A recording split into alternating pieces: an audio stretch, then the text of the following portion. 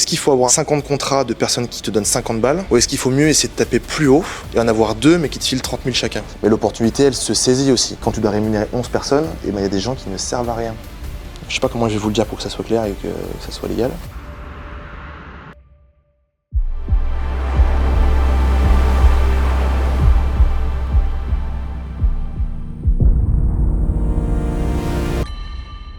Eh bien, bonjour à tous. Vous voyez qu'on est en petit comité. À la base, je voulais faire un peu une conférence. On parle un petit peu de l'entrepreneuriat et de la face cachée. Vu qu'on n'est pas très nombreux, peut-être qu'on va plus faire ça en atelier. Moi, je me présente, je m'appelle Lucas. Du coup, je suis gérant de la société Whoop Studio que vous voyez ici, et Whoop Photo. Donc, c'est une société qui fait du conseil et de l'accompagnement en communication. Donc, on a une partie un peu publicité, une partie formation, une partie captation d'événements. Donc, on suit des humoristes un peu dans toute la France. On capte pour les réseaux, Amazon, Netflix, etc. Et de l'autre côté, on a Whoop Photo, qui est du coup avec une cible plus particulière, c'est-à-dire qu'on a un côté entreprise avec la société Whoop Studio, et on a un côté plus particulier avec la société Whoop Photo, où là concrètement on va taper des particuliers, que ce soit en shooting intérieur, en studio ou en extérieur, en mariage, etc., etc., etc. Nous, pour vous raconter un petit peu le parcours que nous on a eu, moi du coup je viens de l'école Factory, maintenant qui s'appelle Écart, qui a un peu changé, qui a été racheté par votre groupe. Moi, j'ai fait une formation de monteur VFX et en deuxième année de formation, j'ai monté l'association qui s'appelle World of Production, qui a pour but de louer du matériel à des étudiants. Évidemment, quand on rentre dans le marché, on se rend compte que pour louer du matos, il faut entre 2 et 4 millions. Donc, on a changé de voie et on s'est rapatrié du coup sur de la vidéo de formation, un peu de type cinéma en fonction des clients. On fait de la mise en situation avec des acteurs, etc. Et World of Production, Whoop, les clients ont dit que le nom de l'asso était trop long, ce qui était le cas. Et du coup, on a appris un peu ce diminutif par le biais des clients. Et pourquoi je vous raconte ça? C'est parce que tu viens de dire que là, tu as monté ta micro-entreprise.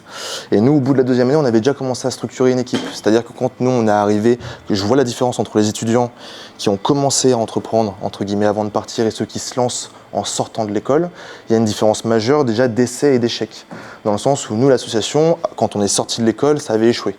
C'est-à-dire que déjà, on avait déjà monté une structure, on avait déjà des partenariats avec des théâtres, et du coup, quand on est rentré dans le monde du travail, entre guillemets, un peu bancal, et ben, on avait déjà monté une structure, on avait déjà des collègues avec qui travailler bénévolement, parce qu'au début, tu n'as pas d'argent, donc il faut réussir un petit peu à driver les gens avec qui tu travailles. Est-ce que tu te mets avec des amis? Est-ce que tu te mets avec des inconnus? Et inconnus, bah, tu peux pas faire du bénévole trop longtemps. Mais les amis, bah, est-ce que tu peux leur dire la vérité si le travail est pas bon? Bref, on touche un petit peu à du sentimental. Et c'est pour ça, est-ce qu'il y a quelqu'un d'autre qui a monté une structure ici ou pas? Du coup, le projet, c'est un projet d'événementiel majoritairement tourné autour de l'automobile. Et l'objectif, en fait, c'est de faire des soirées qui tournent autour de l'automobile et des thématiques en fait, d'année. Ok. Est-ce qu'il y a quelqu'un d'autre qui a essayé de créer un projet, qui est en cours, qui a potentiellement réussi ou échoué? Ouais, on a lancé un peu avec Camille déjà l'an dernier un festival caritatif. Okay. De musique, et on a eu la chance du coup de réaliser 2 éditions. Il y a eu toute ce parti. Nous, on n'était pas juste un projet, mais il y avait plusieurs projets au sein d'un incubateur. Et en fait, voilà, on a eu cette démarche d'aller trouver déjà l'asso partenaire, essayer de voir si eux, ça les intéressait, essayer de sortir un peu de l'école comme ça. Essayer de trouver des lieux pour faire l'événement, essayer de trouver des sponsors un peu, essayer de trouver de l'aide là-dessus. Et ça a été un peu toute cette démarche, essayer de gérer des équipes aussi. Parce que ce soit humainement ou en gestion de projet, c'est un gros boulot. Ouais, il y a un gros boulot. L'an dernier, on avait la chance d'avoir du coup dans les projets des chefs de projet qu'on connaissait vraiment bien, donc ça c'était assez facile. Mais quand même, il y a eu ces 2 éditions, il y a eu pas mal de couacs. À la limite, je peux te laisser en parler un peu, mais au final, il y a eu cette édition. Donc celle qu'on a fait cette année, la 2e édition, c'était un peu plus compliqué parce qu'effectivement, les chefs de projet, je les connaissais moins. C'était un peu, dans le cadre des White Days, il faut recruter une équipe. Et on s'est fait un peu avoir dès le début en recrutant des personnes, mais qui au final étaient déjà dans d'autres groupes, donc ça a été compliqué dès le début.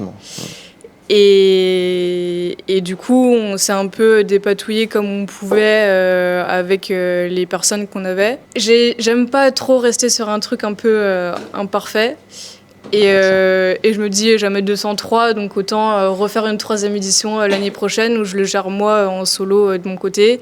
j'appellerai des personnes un peu, des personnes que je connais bien et en qui je peux compter pour m'aider éventuellement si j'ai besoin d'aide sur certaines choses. Mais Il y a un objectif de gagner de l'argent avec ce festival à terme? non, l'objectif, c'est pas de gagner de l'argent. L'objectif, c'est en fait, on s'est un peu inscrit dans une démarche on est une asso qui vient en aide à d'autres associations qui sont dans le besoin. Ok. Parce que moi, je te parle de ça parce que nous, on bosse pour Courir pour elle. Ça vous parle, je pense. Bon, voilà.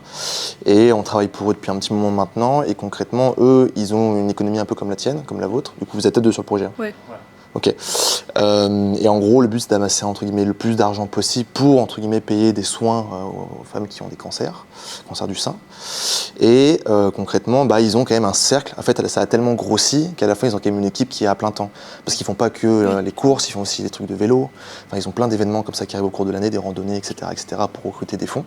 Ils font des t-shirts, ils font des gourdes, ils font bref. Et en gros, il y a des gens qui sont là et nous, des fois, on intervient pour prendre en vidéo, que ce soit au parc de Miribel ou quoi, des vidéos pour faire de la communication après là-dessus. Mais ce que je veux dire, c'est que peut-être qu'à un moment donné, ça peut devenir un boulot, en fait, sans forcément se payer des milliers des cents et capitaliser sur une cause entre guillemets noble, tu vois, parce que ça peut arriver dans certains cas de figure, mais ça peut devenir un métier et plus tu as de temps à y allouer, plus entre guillemets tu peux développer la chose et plus tu peux gagner d'argent pour en redonner à une association. C'est d'où ma question, c'est pour ça que je te posais ça. Ok, là tu me parlais du coup de recruter une équipe que tu connaissais.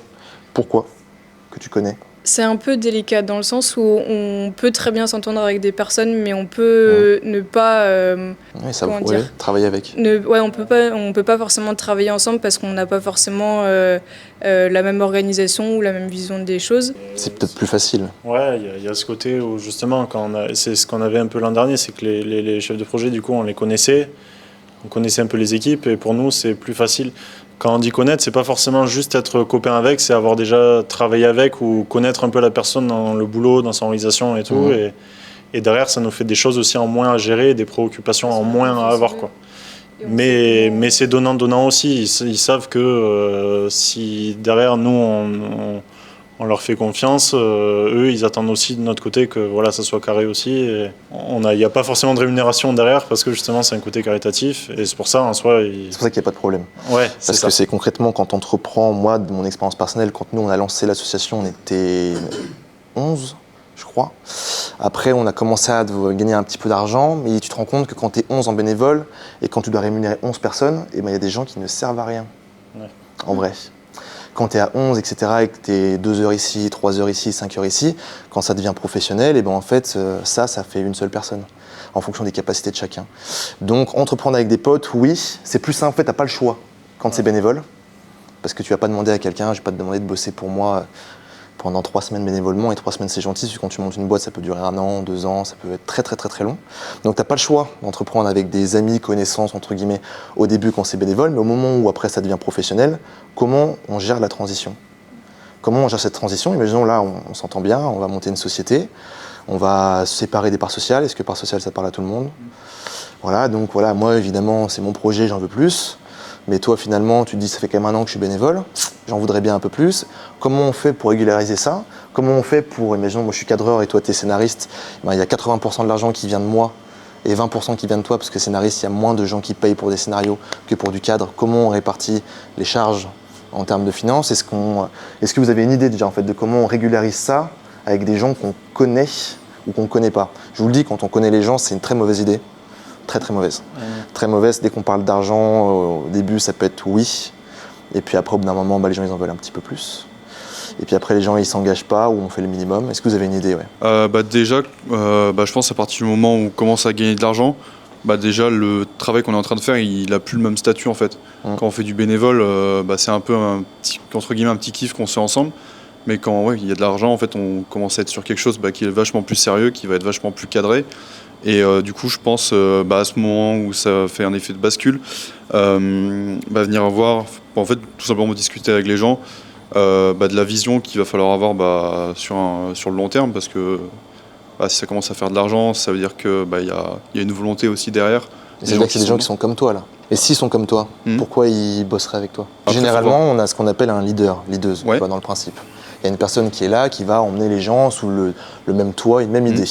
En gros, moi j'ai ça en tête, ça va être génial, faire des tournées, etc. Les gens, ils vont être amenés à te suivre parce que justement, ils n'ont peut-être pas la capacité d'avoir ce lead que tu as. Par contre, ils ont d'autres capacités. Ils sont peut-être mieux au téléphone, peut-être mieux en rédaction de mail, peut-être que justement, ils peuvent te cadrer. Tu vois, moi, je suis un peu comme toi, tu vois, là-dessus. Plus j'ai des idées qui sont assez folles, il faut me dire, écoute, bon, on a un planning, il faut qu'on se calme, etc. Mais sans moi, on ne fait pas les choses. Mais sans mes collègues, eh ben, ça ne se fait pas, en fait. Parce qu'il n'y a pas ce truc-là de rétro-planning. Moi, je veux qu'on fasse tout en une semaine. Non, ça va prendre 10 jours. Ok, d'accord, bon, on va essayer, etc. Bref. Donc, dans une équipe, on ne peut pas avoir 2 têtes leaders. Moi, j'y crois pas. Parce que si tu as 2 leaders ou leaders, etc., et ben en fait, à un moment donné, ça va clasher. Et quand tu vas vouloir répartir les parts sociales, je parle surtout d'argent, parce qu'en vrai de vrai, on n'en parle jamais de ça parce que c'est un peu tabou, mais l'argent, c'est le premier facteur de stress et de soucis. Parce que là, on parle de comme si on pouvait en trouver. Mais au début, tu n'as pas d'argent. Et comment tu fais si tu veux prendre des locaux? Au début, tu n'as peut-être pas de locaux, mais si tu veux en prendre, et le jour où il n'y a plus d'argent, ça se retourne contre qui? Et pourquoi? Et c'est de la faute de qui? Et comment tu arrives à discuter? Est-ce que si vous vous entendez bien, est-ce que tu arriverais à lui dire les choses normalement, tu vois, alors inversement, tu vois, alors que si c'est quelqu'un qui est ton employé, entre guillemets, assis-toi, hop, réunion, hebdomadaire, mensuelle, ce que tu veux, j'ai ça à te dire, écoute, là ça va pas, et si j'ai plus d'argent, t'es plus payé, si t'es plus payé, t'es viré. En gros, c'est ça. Et si c'est quelqu'un que t'as de l'émotion avec, amical, amoureux, j'en parle même pas, mais amical déjà, comment, tu vois, tu gères un conflit? Parce que c'est ce qui va arriver, il y aura des fluctuations de finances, quand tu veux verser tes dividendes à la fin de l'année. Comment tu les verses? C'est en rapport aux parts sociales, c'est pour ça que dès le début, il y a un problème. Il y a une solution pour y gérer tout ça, je vous laisse dans le flou, mais il y a une solution légale pour le coup. Mais comment on règle ça? Comment on règle ça?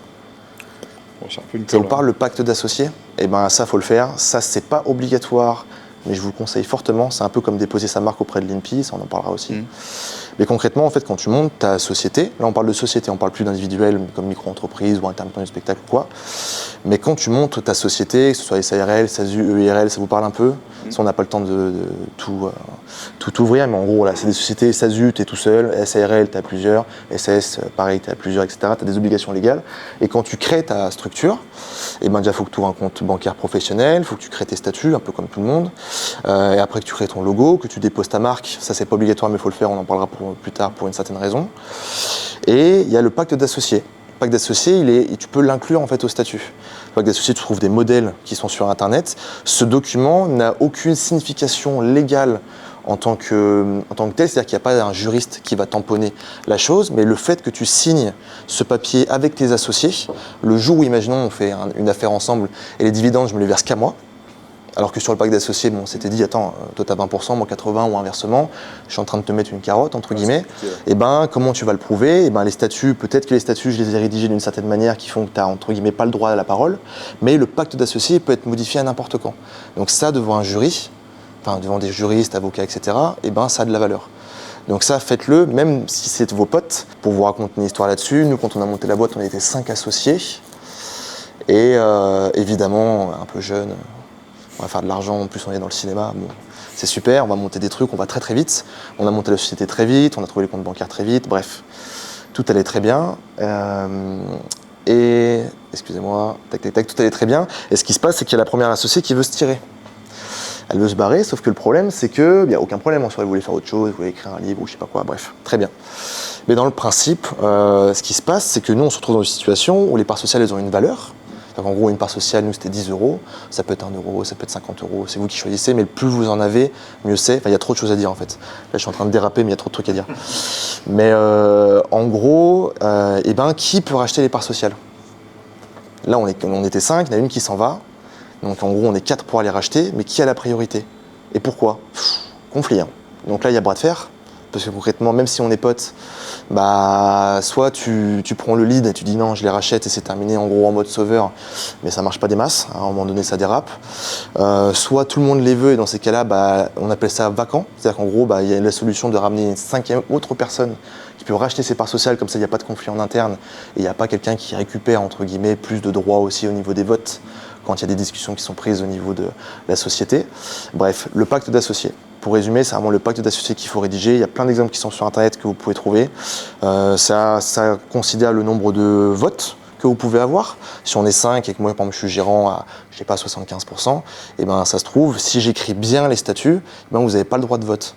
Donc relisez dans le principe.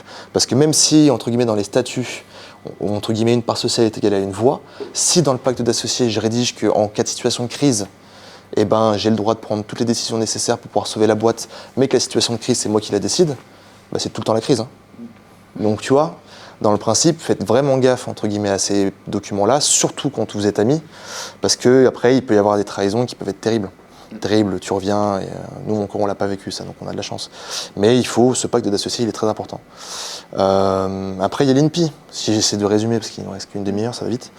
Il y a l'INPI, ça vous parle? Oui. Tout le monde sait ce que c'est? Non, l'INPI c'est l'organisme qui te permet de déposer ta marque, que ce soit un nom, une phrase, un logo. Par exemple le Whoop Studio, si tu vas sur l'INPI, tu tapes Whoop, et ben tu tombes sur moi. Il y aura mon nom, prénom, adresse, référence de société, etc. Ça, pareil, c'est pas obligatoire. Faites-le. Pour la simple et bonne raison qu'imaginons, moi, vous montez un business ensemble, je vois que ça marche bien, et ben je vais me dire, est-ce qu'ils ont déposé leur marque auprès de l'INPI? Si je vois que vous ne l'avez pas fait, moi-même, je vais poser la marque, ça va me coûter 300 €. Sauf que si jamais vous voulez garder votre nom là, vous allez me devoir des sortes de dividendes. C'est comme quand tu utilises une phrase, si tu utilises Coca-Cola et que tu n'as pas vraiment le droit pour faire ta promotion, bah, tu dois de l'argent, c'est quelques centimes, etc. Bref, c'est toujours pareil. Et donc l'INPI, pourquoi je vous parle de ça? Parce que généralement, c'est le truc qu'on sous-estime le plus. Dans le sens où on se dit franchement qui va me piquer mon nom, et ben croyez-moi, bon, si on vous le pique c'est une bonne nouvelle, mais ça peut arriver. Nous ça nous est arrivé au bout d'1 an et demi de la boîte, on se retrouve avec deux concurrents, enfin c'était la même boîte, mais 2 personnes qui sont venues nous voir au local, qui nous ont mis un coup de pression, gentil flic et méchant flic, vraiment le cliché. Mais quand tu démarres ton truc et que ça commence à bien marcher, nous on partait en tournée, festival, etc. Donc entre guillemets il y a de l'argent qui commence à rentrer, tu commences à avoir un nom, tu commences le nom Whoop commence à voir dans le milieu, entre guillemets, vu que nous on est au Pôle Pixel, commence à résonner un petit peu, et ben ces gens-là, et ben ils ont monté une boîte en parallèle de la nôtre, mais qui marchait pas. Je vais pas dire le nom parce que c'est encore en cours, donc j'ai pas le droit. Mais dans le principe, et ben ils sont venus nous mettre un coup de pression, et quand tu es entre guillemets un peu plus jeune qu'eux, et ben tu sais pas comment réagir. Donc à ce moment-là, après, il faut que tu as des avocats, mais qui? Vous avez des avocats, si vous en avez dans vos contacts, tant mieux, mais si vous en avez pas, bah faut en trouver. Après, il faut avoir les fonds pour les sortir sur 2 ans. Sans avoir forcément de procès, hein. Mais juste avoir les fonds pour sortir. Dès qu'il y a un échange de mail, ça coûte de l'argent. Dès que tu l'appelles, ça coûte de l'argent. Après, du coup, il faut déposer la marque le plus vite possible, parce que dans notre cas de figure, ils nous avaient mis un coup de pression, mais ils ne l'avaient pas déposé eux-mêmes. Donc ça n'a pas de logique, dans le sens où tu ne vas pas dire à quelqu'un « change ton nom » si toi tu t'es pas couvert avant. Donc, ça veut dire que nous, on a dû payer des juristes. Après coup, parce que moi je l'ai fait pendant la nuit, ils sont venus l'après-midi, j'ai travaillé toute la nuit pour déposer cette marque alors que je ne suis pas juriste. Et j'avais de la chance d'avoir quelqu'un que je connaissais qui a pu me brancher un peu là-dessus, mais concrètement, faites-le. Parce que si on vous attaque là-dessus, c'est une bonne nouvelle, hein. C'est-à-dire que là, vous faites du bruit. Ça veut dire que déjà vous dérangez, c'est-à-dire que vous avancez relativement vite, mais ça coûte 300 €. Donc auprès de l'INPI, c'est pas forcément très compliqué. Soit vous le faites tout seul, c'est faisable, mais quelques migraines, je vous l'accorde, parce que pour le coup, il y a des choses qui sont pas forcément très simples à comprendre. Et quand tu déposes une certaine catégorie, j'essaie d'être le plus concis possible. L'INPI, tu déposes des catégories. Dans ces catégories, tu as des branches d'activité. Et en fonction de ce que tu déposes, eh ben, tu as le droit ou non d'exercer avec ce nom-là une certaine activité. Mais par exemple, si tu vois, nous, on se sert de caméra, et il y a une catégorie caméra, lumière, je sais pas quoi. Eh ben, tu peux pas cocher ça, parce que ça, en fait, c'est pour la fabrication de caméras et de lumière. Sauf que nous, on fabrique pas ça. Sauf que ça, tu le sais pas au début. Donc, il y a plein de catégories où il faut que tu arrives à comprendre un peu comment ça fonctionne. Et si jamais tu as une catégorie que tu as cochée, qui est déjà pris par une boîte qui s'appelle pareil, mais qui est dans un autre domaine d'activité, ton dossier, il saute. Et ton dossier, il prend 4 mois et demi à être validé. Donc 4 mois et demi, quand tu es en procès, et que tu sais pas si eux, ils l'ont fait en parallèle, tu es un peu stressé. Donc ça vaut pas le coup. Honnêtement, pour 300 €, mettez-le. Payez votre nom, il faut être sûr par contre, parce que si tu changes de nom après, il faut que ta DL soit faite, tu as les t-shirts, les machins, bon, il faut que ça aille vite. Mais concrètement, déposez-le. Et je propose généralement de déposer son nom au gérant. Nous, on est 4, par exemple, là dans la boîte. Le nom Whoop, c'est mon nom propre. C'est-à-dire qu'en gros, si jamais, vu que nous on a eu plein de soucis avec les anciens partenaires, etc., et ben, il y a ce truc-là de si j'aurais mis par exemple le nom au nom de la boîte Whoop, et qu'à un moment donné, je sais pas, il y a une prise de pouvoir de mes associés, mes nouveaux associés que je connais pas, du coup c'est plus des amis, et ben entre guillemets, ils peuvent te virer du projet, alors que moi, ça me permet d'avoir une garantie. Ça permet de vous couvrir aussi par rapport à ça. C'est-à-dire que si à un moment donné, eux, ils veulent faire une réunion et ils veulent me virer, en soi, ils peuvent. Hein. Donc c'est un peu dangereux, mais généralement, ça n'arrive pas. Mais ça peut arriver. Donc s'ils veulent, ils peuvent. Mais du coup, s'ils veulent me virer, ben, concrètement, le nom là, il est déposé à mon nom propre. Donc ils peuvent, mais ils changent de nom. Et changer de nom, c'est 20 000 €. Hein. Parce qu'en gros, il faut changer le nom du site, tous les t-shirts, les pulls, les tote bags, les cartes de visite, toutes les annonces qu'on a pu mettre, par exemple pour groupe photo, c'est mariage.net. Enfin, il y a plein de trucs à changer. C'est entre 15 et 20 000 euros très facilement, ça va très vite. Donc concrètement, ça peut dissuader, vous permettre de gagner un peu de temps et de trouver un moyen de dialoguer. Je sais que là, vous êtes en sortie d'école à la fin d'année. Est-ce que vous avez des plans? Et donc, là, par exemple, vous, c'est que vous ne voulez pas entreprendre tout de suite en sortie d'école? Moi, je sais pas encore si je suis en alternance, donc si il me garde pour la suite, Ok. c'est encore en discussion. Donc sinon, je cherchais un petit peu et je pensais aussi faire un peu d'intermittence en montage, en post-production, etc. Ok. Et ou soit monter un peu ma boîte. En fait, justement, j'essaye de. Enfin, je suis venue là pour me renseigner un petit Ok. peu. Pareil. Non, moi c'est tout à fait c'est la même chose aussi. L'année prochaine, j'ai juste à faire un master motion design juste pour prendre les compétences là-dessus parce que je suis en audiovisuel aussi. Et moi, ce qui m'intéresserait plus, c'est peut-être plus la freelance, réal ou peu importe cadreur, déjà juste pour faire les contacts. Et après intermittent si je peux. Parce que au début, c'est quand même un peu dur, donc d'abord mettre un petit peu des La première sous de année, c'est côté. technique. Hein. Puis après, voir. Ok. Parce que là, on parle depuis tout à l'heure en entrepreneur, mais un auto-entrepreneur, c'est quoi? Ouais, j'ai peut-être une vague définition, mais en fait, c'est un peu quelqu'un qui va prendre qui va être ton propre patron, déjà d'une, et qui va peut-être pas prendre en fait la casquette de gérer en fait tout ce qu'il y a dans une société de manière pas de base en fait, mais c'est lui en fait qui va tout gérer. Genre, mettons par exemple dans ton cas, toi qui faisais plutôt tout ce qui était audiovisuel, si tu es auto-entrepreneur, tu vas devoir faire tout ce qui est côté fiscal, administratif, etc. En fait, tu vas gérer toutes les casquettes d'une boîte, mais sous une personne en fait. Ok, si on creuse, ça effectivement, c'est l'État. Moi, je suis couteau suisse. Je suis couteau suisse. Mais un entrepreneur dans ce monde, c'est quoi? C'est quelqu'un qui va.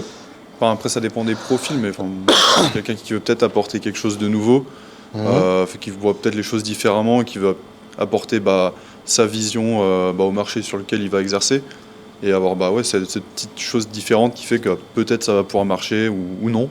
Mais quelqu'un qui veut créer, qui veut tester, quoi. Oui, ça rejoint là-dessus. Pour moi, il y a deux types d'entrepreneurs. Il y a celui qui doit trouver, entre guillemets, la cible du marché. Concrètement, ok, pourquoi je suis ici aujourd'hui, par exemple? On en parlera tout à l'heure. Mais concrètement, un entrepreneur, c'est quelqu'un qui peut faire le travail d'un salarié pour, entre guillemets, subvenir aux besoins d'une société qui a un surplus d'activité sur un mois, par exemple. Donc en gros, il répond à un besoin factuel. Il travaille, il rentre chez lui, il ne gère pas grand-chose. Quand tu es auto-entrepreneur en micro-entreprise, tes déclarations auprès de l'URSSAF, franchement, c'est pas très compliqué. Tu montes ta boîte, c'est pas très compliqué non plus. T'as pas de responsabilité avec des locaux, des assurances, déclarations d'imposition, de comptable. C'est la manière la plus simple de commencer. Ça, tu peux, justement, comme tu parlais de freelance tout à l'heure, tu peux subvenir à des besoins de société. Et après, il y a le deuxième freelance pour moi, mais qui peut aussi être la même personne. Mais c'est la personne qui va se poser la question d'un besoin, qui va essayer de voir s'il a les compétences techniques pour le réaliser, qui va réussir à créer entre guillemets un storytelling par rapport à ça pour aider le client à se projeter et essayer de s'adapter à son budget. C'est-à-dire qu'effectivement, si tu vas voir, je sais pas, moi un festival, tu leur dis écoutez, moi je vais vous faire un film de fou, mais ça va coûter 2 millions d'euros. Peut-être qu'il faut que tu te renseignes un petit peu sur les vraies valeurs de ce qui va se passer, de la concurrence, voir un petit peu les business plans. Une journée de tournage, ça coûte combien? Une journée de post-prod, ça coûte combien? Pourquoi? Est-ce que ça coûte le même prix que si tu es en micro-entreprise, que si tu es en SASU? Honnêtement, pas du tout. Mais parce que les entreprises récupèrent aussi de l'argent quand tu es en société. Exemple, si tu es en micro-entreprise, tu ne payes pas de TVA. Mais tu es taxé, je crois, à 26 maintenant. C'était 22, mais ça a changé. Et avec l'ACRE, tu étais passé à 11 et je crois que tu es à 26 maintenant. Ça a fait scandale, bref, voilà. Donc 26%, mais tu ne payes pas la TVA. Donc en vrai de vrai, tu es à 6% d'imposition en tant que tel. Cependant, quand tu es en micro-entreprise, le gros problème, c'est que si tu veux acheter du matériel, tu ne peux pas le déduire de tes charges. En gros, tu es imposé sur ton chiffre d'affaires et non ton bénéfice. Comprenez bien ça, c'est hyper important. La différence, elle est là. Quand tu es entrepreneuse, c'est 77 000 euros ou 75 000 euros maximum que tu peux avoir sur ton compte. Tu te dis, ouais, c'est génial. Dans le principe, oui. Sauf que si dans ta société, tu es 75 000 euros, tu as déjà 25, on va arrondir, tu as 25% qui partent. Et si tu achètes une caméra, un PC à 4 000 euros, une caméra à 2, 3, 5, 6, ça dépend ce que tu veux, Harry, machin, ça peut aller très vite. Vous faites de la vidéo ici ou pas? Parce que quand je vous parle de ça, ça vous parle pas? Vous êtes que derrière les PC ici? Non, nous, Audio? Audio. Et si, mais vous faites quoi en fait? Marketing, ouais. Marketing? Créa? Direction artistique. Ouais, je fais du commerce toi. Moi, la data plus, intelligence artificielle. Ok, oh, à venir, ok. La La com, ok. DA, ah, donc pas de matos, vous. Ouais, bah auto, c'est bien. Auto-entreprise, c'est bien. Après, pour ceux qui font du coup plus d'audiovisuel, je parle d'audiovisuel parce que pour le coup, c'est ça que je connais le mieux, tu peux faire des montages de société.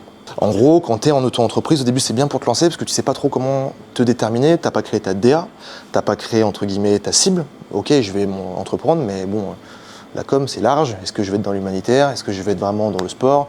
Est-ce que je vais être dans, je sais pas, le luxe? Ok, quelle cible je vais vouloir attaquer en priorité? Est-ce qu'il faut que je fasse un portfolio? Est-ce qu'il faut que je me crée, entre guillemets, un storytelling? Est-ce qu'il faut que je fasse des stages? Est-ce qu'il faut que je sois bénévole, nous, avant de commencer à bien bosser? On a fait 5 courts-métrages au Comédia. On a été projetés, peut-être que vous connaissez les festivals, 48 heures, etc. Bref, et c'est grâce à ça qu'on a trouvé nos premiers clients en formation qui nous ont commandé 90 vidéos. Donc ça a été un tremplin. Et bref, c'est comme ça après qu'on a commencé à évoluer. Mais au début, l'auto-entreprise, c'est la meilleure façon de démarrer parce que si ça ne marche pas, eh ben, t'as pas de charge en fait. Quand tu déclares zéro, c'est zéro. Quand tu as une société, pour moi, auto-entreprise, tu débutes, tu achètes un petit peu de matos, tu as 75 000 euros. Avant de taper 75 000, il y en a pour un moment, je vous le dis. Mais concrètement, même avant de taper 75 000, moi, je les ai jamais touchés. Ces trucs-là avec notre entreprise. J'ai directement passé après nous en SARL, parce que j'en étais plusieurs, et qu'on voulait acheter du matériel. Donc on voulait acheter des caméras, des grues, des drones, des micro-cravates, n'importe quoi. Et en fait, quand tu es en auto-entreprise, eh ben, tu es imposé sur ton chiffre d'affaires, alors que quand tu es en société, tu es imposé sur ton bénéfice. Et c'est là que ça devient intéressant. Bon, là il y a des trucs que je vais vous dire, bon, ça se dit comme ça, mais concrètement, tu peux faire des montages fiscaux là-dessus. Je vous en parle parce que personne n'en parle, donc bon, il faut quand même en parler un peu. Concrètement, le principe même pour essayer de s'en sortir, ce qui serait l'idéal, nous on est dessus là, à l'heure actuelle par exemple, c'est d'avoir 2 sociétés. Tu as une société avec ton équipe qui tourne, qui fait des captations, qui, je sais pas moi, qui fait des photos, bref, tu as ton équipe. Et à côté de ça, tu as ton matos dans une autre société. Pourquoi tu as ton matos dans une autre société? C'est parce que si la première déjà elle coule, au-delà du montage fiscal, hein, c'est que si ta première société coule parce que tes associés s'en vont, parce que tu n'as plus d'argent, etc., eh ben on va te saisir tes biens. Donc, je conseille, nous c'est ce qu'on a fait et ça fonctionne, une société où tu as les gens qui sont dedans, qui travaillent, au cas où ça coule, eh ben c'est pas grave, t'en montes une autre. T'en fous parce qu'il n'y a pas de biens à l'intérieur. Comprenez bien ce que je vous dis, parce que c'est hyper important. Une fois que tu as créé cette première boîte, la deuxième société que tu crées, il n'y a aucun acteur financier à l'intérieur. En gros, tu peux créer une SASU, tu es tout seul. SASU, c'est comme une micro-entreprise, sauf que tu es taxé à 80%. Ben, tu peux louer ton propre matériel à la deuxième société. Imaginons, je crée ma première en février, je crée l'autre en août, par exemple. Et ben, au moment où il y a la déclaration d'août, et ben, je ne sais pas si c'est la boîte du matériel, et ben, je vais commander de la publicité pour cette propre boîte à la boîte Whoop Studio. Mais avec un devis délirant. Tu uses tout, concrètement, c'est d'user un maximum. Et une fois que tu arrives à cette deuxième société, et ben putain, il y a quand même beaucoup d'argent dessus, donc on va me taxer à 25% en plus d'autres charges, on parlera des charges après parce qu'il y a quand même beaucoup. Et ben à ce moment-là, et ben tu loues ton matériel sur l'année à l'autre société, ce qui fait que ça t'enlève entre guillemets de l'argent sur ton compte. Le but c'est que ça transite. Mais concrètement, ça c'est une solution quand tu débutes pour réussir à protéger ton matériel au cas de faillite. En gros, imaginons moi Whoop Studio cool. En vérité, c'est pas trop grave. Parce que déjà, le nom Whoop, c'est moi qui le possède. Donc ça veut dire que si je veux recréer Whoop compagnie, Whoop meuble, Whoop ce que tu veux, eh ben, j'ai le droit de le faire. Parce que déjà, ça m'appartient. Donc si cette société, elle coule, eh ben, j'en recrée une autre. Et je refais un partenariat avec mon autre société qui me permet du coup d'avoir le matériel. Ça, c'est une petite astuce pour s'en sortir. Mais l'inconvénient de ça, c'est quoi? C'est que tu as 2 bilans comptables. Eh oui, sinon c'est pas drôle. Donc peut-être que tu peux gagner un petit peu d'argent sur tes déclarations, mais il faut calculer le coût parce que si tu ne gagnes pas assez d'argent, eh ben, tes 2 bilans comptables vont te coûter plus cher que ce que tu vas gagner lors de ta déclaration. En fait, il faut bien calculer pourquoi on est en auto-entreprise, pourquoi on passe en société. Une fois qu'on est en société et qu'on en a une, est-ce que ça vaut le coup d'en avoir une deuxième? On calcule les coûts-bénéfices, hein. De toute façon, c'est une histoire d'argent, c'est toujours la même chose. Vous êtes, je pense, des artistes, en tout cas c'est ce qu'on essaye d'être. Quand on rentre dans la vraie vie, l'argent pose problème à un moment donné. C'est-à-dire que si ça va vous ronger, comment on trouve un client? Aller voir les gens. Voir les gens, mais qui, quoi, où, quand, comment? Pourquoi toi tu t'en sortirais mieux qu'elle? Ouais, faut avoir son branding et il faut dire, pour trouver le client à qui on va avoir les bons mots. En fait, il y a plein de choses qui doivent venir se croiser en fait. Est-ce qu'une opportunité, ça peut se trouver au bar? Oui. Ouais, ok. Ouais, clairement. Ouais. Est-ce qu'on parle business en soirée? Exemple, vous êtes avec votre conjoint, votre conjointe, bon. Vous êtes en pleine soirée, il est 00h30, vous avez un peu bu. évidemment. Et là, quelqu'un vient vous parler, ah putain, j'ai vu ce que t'as fait, c'est génial, etc. Est-ce que ce mec-là ou cette femme-là, vous la refoulez? Ou est-ce que vous prenez le temps, vous remettez droit, vous respirez un peu et vous y allez? Ah bah là, on refait le monde. Hein. Ouais, mais justement, faut faire gaffe à ça, justement. Comment tu parles, quand la personne va te parler business. Moi, j'ai des soirées où des fois il est minuit et demi, dans des galas, des machins comme ça, et ben t'as un peu bu, t'es avec ta conjointe, il faut être au clair avec ça, enfin, tu vois, faut discuter aussi. Parce que ça peut poser problème quand tu parles tout le temps boulot. Mais est-ce que, il y a des gens qui disent non, faut séparer le côté pro et perso. Honnêtement, je vous le conseille, enfin, faites-le, hein. Mais entre toi qui vas séparer et toi qui vas pas séparer, je pense qu'il y en a un qui aura plus d'avance, quoi. Qui aura plus d'avance, parce que c'est pas une course en tant que telle, mais l'opportunité, elle se saisit aussi. Tu vois, nous, quand, je sais pas, j'étais au bar il y a 3 semaines, il y a des mecs qui sont montés un truc de gaz à effet de serre. On était en train de boire une bière, etc. Ils me demandent quelle bière j'ai pris. Je sais même pas pourquoi la personne me parle. C'est pas le débat. J'étais en plus en chemise, enfin rien qui allait. Rien qui allait, etc. Et la personne te demande comment ça va. Je vois qu'il commence à discuter. Le mec me demande si je veux du boulot dans la com, justement. Je lui dis que non, moi j'ai pas besoin de boulot, etc. Et après je me rends pas compte. Et quand je me retourne, je me dis mais le mec s'il me demande du boulot, c'est qu'il y a du taf en fait. Donc à ce moment-là, moi j'y retourne, ça peut être très compliqué, mais tu retournes, tu dis mais c'est-à-dire, c'est quoi le poste à pourvoir? Nous justement on cherche soit un alternant, soit un salarié, etc. Et je dis ok, mais est-ce que ça peut pas ça justement se couper en plusieurs parties? Et entre guillemets, vous n'avez pas besoin d'une agence de com en extérieur. Ils m'ont dit écoutez, je donne les cartes, on s'appelle, on se fait un rendez-vous. On s'est appelé, là on a un rendez-vous dans 1 mois et demi, après l'été, au bar. Sauf que effectivement, quand tu es après avec ton cercle proche, famille, conjointe, amis, comment tu gères ça? Comment tu gères le fait que, bon, en théorie, si elle ou il sort avec toi, il est censé être au courant que tu es un peu comme ça. Mais au début, ça peut être un oui assumé. Ou d'un moment, ça peut être putain, je te vois pas assez. Ah putain, je travaille trop. Et est-ce que ça paye vraiment? Ça fait quand même 2 ans, là, on mange des pâtes. Bon, comment on va s'en sortir? Comment on règle ça? Il y a toujours, si c'est occasionnel comme ça, de rencontrer quelqu'un et avoir cette discussion, mais c'est pas pour autant que derrière, moi, je vais aller au bar et essayer de justement parler direct avec les gens. Oui. Et voilà. Au bar, je pense que c'est pas le C'est secteur. pas le... Là, c'était vraiment une exception. Non, mais c'est arrivé. dans l'idée, voilà, c'est pas. Et après, je pense là où peut-être c'est un peu différent aussi, c'est sur des événements, si on fait des conférences, justement, ce côté réseautage, où là, c'est vrai que c'est très prenant pour quelques milieux où c'est comme ça. C'est vrai que c'est un cadre de vie quand même. Il faut y aller régulièrement, se faire son réseau, entretenir le réseau. Bon. Nous, on a fait un podcast qui n'est pas encore sorti, mais qui parle du milieu social. Évidemment que si tu as de l'argent, ça va plus vite. Moi, quand j'étais étudiant, j'avais 2 boulots. Je bossais à Ikea. Bon, il a déménagé maintenant, mais je bossais à l'ancien Ikea. J'étais animateur scolaire. J'avais monté l'association. J'étais étudiant, président et délégué de classe. Donc, autant te dire. Et j'avais une copine. Je le mets dedans quand même. Donc, autant te dire que si tu as de l'argent, t'es pas obligé de faire tout ça, en fait. T'es pas obligé de faire tout ça. Et surtout, je connais des gens qui sont au même niveau que nous, mais en ayant fait beaucoup moins d'efforts, parce qu'ils sont dans les bonnes soirées. Ils sont dans les bons événements, ils sont au bal, etc., etc., etc. Et c'est très compliqué en fait de se mettre en avant, pour pas aller, je sais pas moi, dans un bal et payer l'entrée 35 €, puis payer un cocktail pour être un peu comme tout le monde. Et ça te coûte 25 balles, donc t'es déjà à 60. Et t'as pas mangé, et t'es venu en bus, donc t'as payé un ticket ou t'as l'abonnement machin, et puis en fait tu ressors et t'as pas fait un seul contrat. Parce que d'ailleurs, si tu vas là-bas pour choper un contrat, t'en trouveras pas. Parce que les gens ils vont le sentir. C'est comme les gens qui attendent par exemple des stages ou autres et qui viennent te voir à un événement où tu es censé te reposer et ils t'harcèlent, tu n'en gardes pas un souvenir qui va être attractif.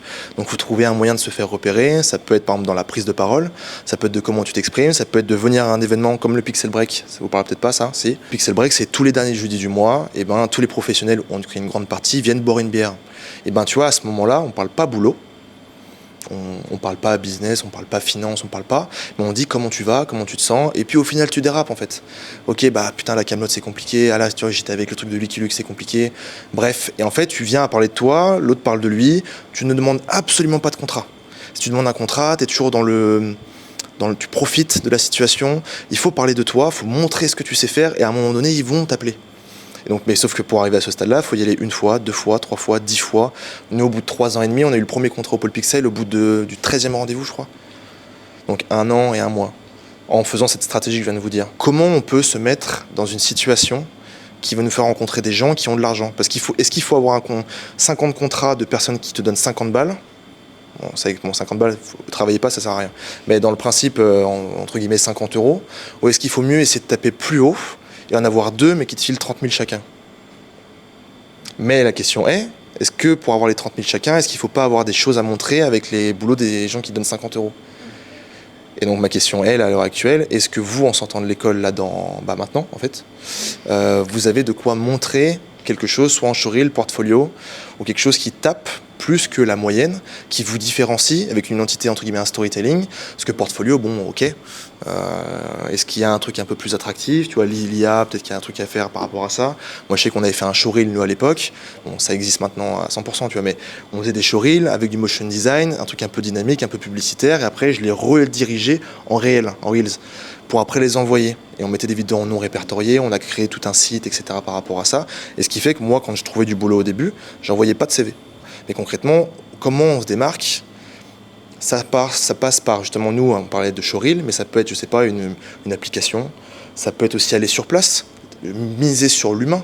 Parce que quand on reçoit 150 mails par semaine, juste de stage, etc., alors que si tu viens me voir et on boit un coup, ou alors juste on discute avec une clope en bas, machin, je dis n'importe quoi, tu vois, bon, clope, je vous incite pas à fumer. Mais dans le principe, tu vois, il y a ce truc-là un peu de... L'humain primera toujours, même si on est dans un monde de digital. On parlait de classe business, c'est exactement le même principe. Là, les personnes ont failli signer sur place. S'il aurait voulu avoir un rendez-vous avec cette personne, il l'aurait appelé au téléphone. Déjà, il n'aurait pas répondu. Alors une fois, deux fois, trois fois. Et puis en fait, après, il aurait voulu avoir un rendez-vous. Ça aurait pris 3 semaines. Là, tu t'entends bien, tu serres la main. Comment ça va ? Et toi, les enfants, machin, super. Ah, j'ai pensé à ça. Ça peut être une super idée. Et ben ok, c'est parti. Donc le cadre, il est hyper important. Pourquoi je vous parle de ça ? Parce que sinon je vais déraper. Nous on est ici, pourquoi ? Parce qu'on a 2 structures. On a une structure qui s'appelle Whoop Studio et une structure qui s'appelle Whoop Photo. Comme je vous l'ai dit, il y en a une qui est plus axée entreprise, une qui est plus axée du coup particulier, donc c'est-à-dire mariage, baptême, photo en intérieur studio ou en extérieur. Et nous là avec les collègues depuis quelques mois, on a trouvé du coup une nouvelle cible entre guillemets. On s'est dit mais nous on vient aussi d'une école privée. Et on sait très bien que quand on sort de l'école, quand on veut entreprendre en tout cas, eh ben, on a, entre guillemets, pas vraiment de base ou de suivi. C'est-à-dire que nous, on vient d'une école comme celle-ci, qui est très bien, hein, c'est pas le débat. Le débat, c'est qu'eux, ils sont là pour vous former techniquement à sortir d'ici, mais qu'une fois que vous êtes sorti, eh ben, concrètement, c'est un peu la jungle.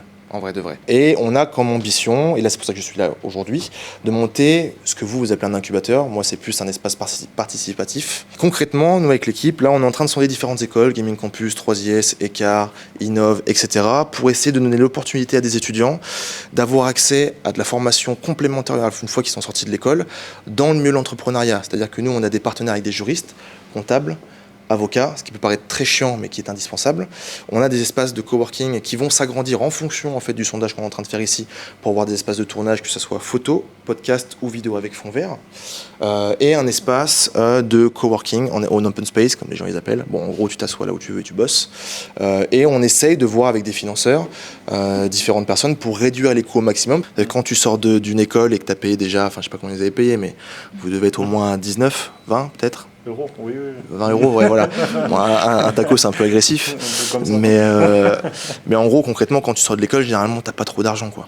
T'as plus trop d'argent, certains, ils ont des crédits, et tu sais pas trop comment te lancer. Donc, ce qui se passe, c'est qu'en fait, tu te retrouves dans ta chambre, et bah, tu commences à monter un peu tes boîtes, tu fais tes réunions dans ton salon, bon, ça marche 2 minutes. Est-ce que ça, pour vous, c'est quelque chose qui vous parle déjà ? Je suis déjà dans une asso un peu similaire, mais moi plus informatique. Ok. Où justement il y a le même concept un peu, mais pas tout à fait sur la mise à dispo d'espace en tout cas, mais sur la formation un peu des tables rondes, des événements un peu, des afterwork, des barbecues, des trucs comme ça. Ok. Je pense que ça peut être intéressant aussi d'avoir un aspect peut-être conférence ou je sais pas, de personnes un peu comme là on parle. Je sais pas si c'est prévu. Si c'est dans prévu, l'offre, c'est prévu. En live et tout. Si, mais ouais, donc, mais si, c'est top en soi. Moi, j'ai l'équivalent un peu pour l'informatique, donc bon, ça me parle un peu moins forcément le fond vert, mais je pense que ça doit avoir sa cible. Ouais. Pareil, là, on parlait de cachet d'intermittence la dernière fois. Nous, on les réalise pour les techniciens pour ça. Imaginons, je sais pas, vous êtes à un mariage. Les mariés, ils savent pas faire des cachets, surtout qu'ils n'ont pas forcément le droit parce qu'ils n'ont pas de structure. Et ben nous, ce qu'on fait pour une dizaine de techniciens là déjà, c'est qu'en fait la personne qui par exemple a un client, imaginons tu veux te marier, tu es le cadreur, et ben tu veux des cachets d'intermittence mais elle peut pas le faire. Et ben concrètement, tu vas travailler sous le nom de la société Whoop Studio. Donc c'est-à-dire que la facture va venir de moi vers la prestataire, vers la cliente. La cliente va rémunérer du coup l'argent directement sur le compte et nous on réalise les cachets d'intermittence en créant ta DPAE, en appelant les assurances pour te couvrir et évidemment il y a une com qui est prise dessus. évidemment, parce que c'est des choses qui prennent du temps quand même. Mais pour savoir, les apporteurs, c'est pas des apporteurs d'affaires, mais les gens qui prennent des coms là-dessus, ils sont à 20 ou 22%. Pour savoir, c'est énorme. C'est énorme, et nous, on essaie avec cette formule-là de passer entre 10 et 12. On a parlé du studio vidéo, etc. Est-ce que du matos serait mis à disposition ou c'est juste la salle fond vert En fait, il y a du matos qui est mis à dispo. Faut savoir, putain, c'est vrai que je suis très mauvais pour vendre. Très mauvais. Et c'est vrai qu'il y a du matériel qui n'est pas mis à disposition, mais qui est en location que pour les internes. C'est-à-dire que nous, à la base, comme je l'ai dit, pour l'asso, on avait créé une association pour louer du matos. C'est pas possible, il faut beaucoup trop de fonds pour s'en sortir. Donc là, on ne loue qu'aux personnes internes à la société, que ce soit nos propres techniciens, comme j'ai pu vous le dire, ou les gens qui seront adeptes de ce format-là, et au tarif préférentiel, c'est-à-dire que si vous allez par exemple à Pix Location, ça vous parle peut-être, Indie, etc., pour louer du matos, et ben tous les tarifs que vous pouvez voir là-dessus, vous pouvez enlever 30% et c'est le prix que vous aurez chez nous. Parce qu'en fait, nous, on n'est pas une boîte de loc.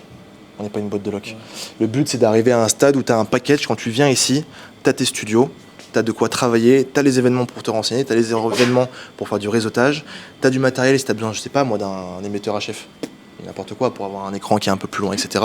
Si tu as besoin de ça, et ben ça coûte quand même entre 1002 et 1006. Si tu n'as besoin qu'une seule fois, ça vaut peut-être le coup de lâcher 40 balles en loc. Tu vois, c'est peut-être plus avantageux de louer ça plutôt que de l'acheter. Et ben en gros, on essaie d'avoir un package. On a réfléchi en tant qu'ancien étudiant d'une école comme la vôtre, qu'est-ce qu'on aurait aimé avoir en sortie d'école, et on a mis l'intégralité de ce qu'on avait besoin là-dedans. Espace de tournage, les rencontres, besoin d'informations, matériel, et un peu convivialité. Il y aura des baby-foot et tout. Bon, ça sert à rien, mais dans le principe, c'est quand même important pour créer un peu du lien. Voilà.